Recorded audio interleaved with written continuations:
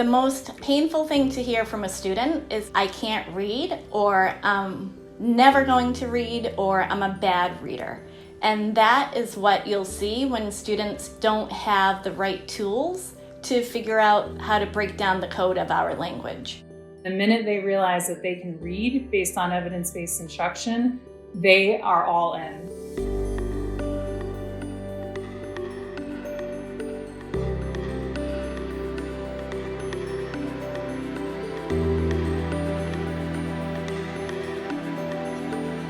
Right now, we know that about half of our students in 3rd grade are not achieving proficiency in literacy.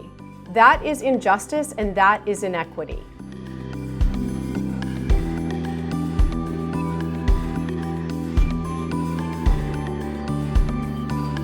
Fundamentally, what we're asking folks to do is make decisions about what they do in instruction based on the best available evidence that we have for what should increase the likelihood that your students will learn the skills that they need to succeed in school. If we are going to eliminate racial injustice and inequities in our country, we need to use education as one lever to do that.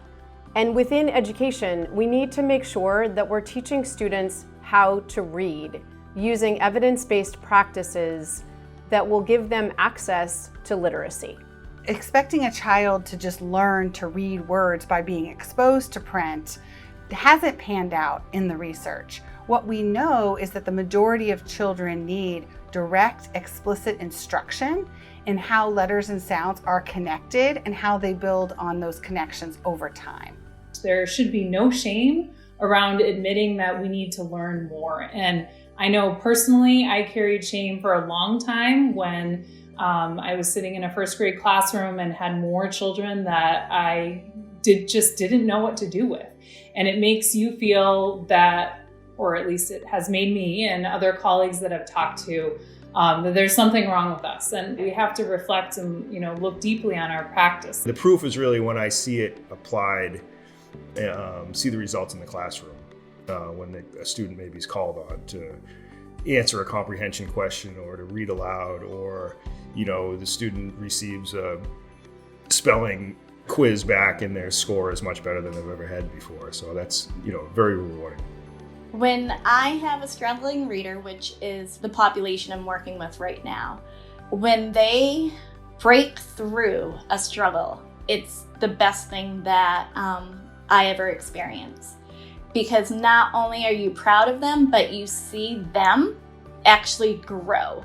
You see the confidence in them, they sit up straighter, you see the biggest and brightest smile on their faces, and when they say to you, I can do it.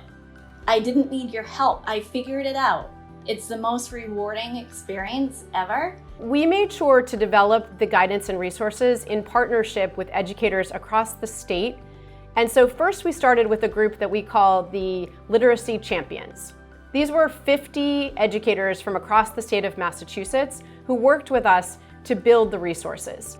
Second, we worked with a group of people we called our research advisors. So this combination of educators and researchers from across the state, indeed from across the nation and world in some cases, contributed to producing the Mass Literacy Initiative, which is this treasure trove of information, resources, research that we hope educators across the state will refer to and use to develop and build their practice. We cannot afford to lose children who have the potential to contribute to our greatness. And so we owe it to them. We owe it to them to ensure that we are doing the very best that we can to set them up for the success that we need. And I am unwilling to allow any child to not participate in that journey simply because we didn't want to.